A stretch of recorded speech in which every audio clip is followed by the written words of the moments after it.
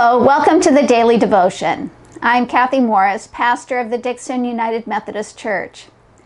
In the letter to the Galatians, the Apostle Paul describes the mutual responsibility that we have for one another within the family of Christ. Listen now as I read our Bible passage from Galatians chapter 6, verses 1 through 5, and I'm reading from the Common English Bible. Brothers and sisters, if a person is caught doing something wrong, you who are spiritual should restore someone like this with a spirit of gentleness. Watch out for yourselves so that you won't be tempted too. Carry each other's burdens so that you will fulfill the law of Christ. If anyone thinks they are important when they aren't, they're fooling themselves. Each person should test their own work and be happy with doing a good job and not compare themselves with others. Each person will have to carry their own load. In these few verses, Paul says that we have a responsibility to correct one another when we go astray. But he adds that we have to test ourselves before we correct others. He then says that we are responsible to make the necessary changes. No matter what, though, we are to undertake this work in a spirit of mutual love. As we do this hard work, we are making peace. George Fox was the founder of the Society of Friends, the Quakers, in the 17th century. George Fox had a life-changing experience of the inner presence of Christ. He then traveled extensively and he influenced so very many people. The Quakers became known for their commitment to peace and peacemaking.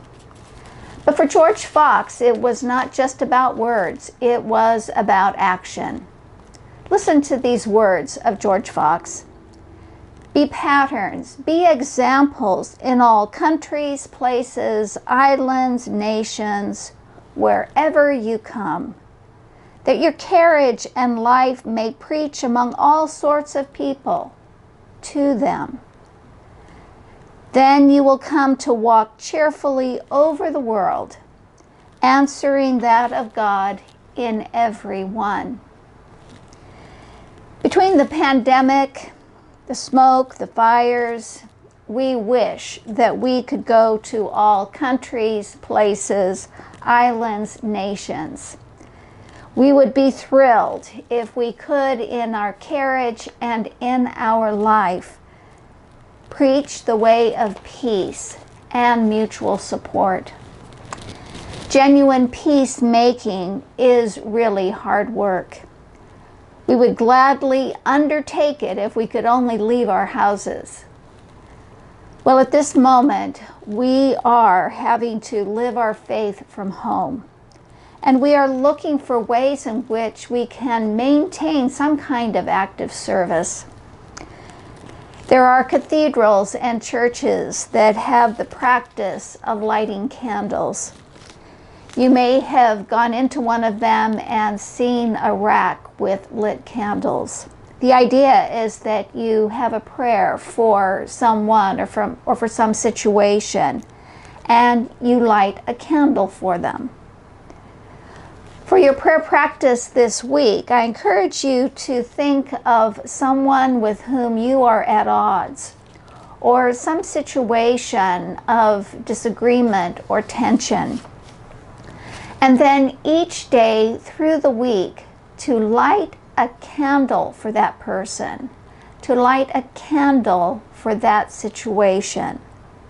Let this action symbolize your desire to be a peacemaker in God's world.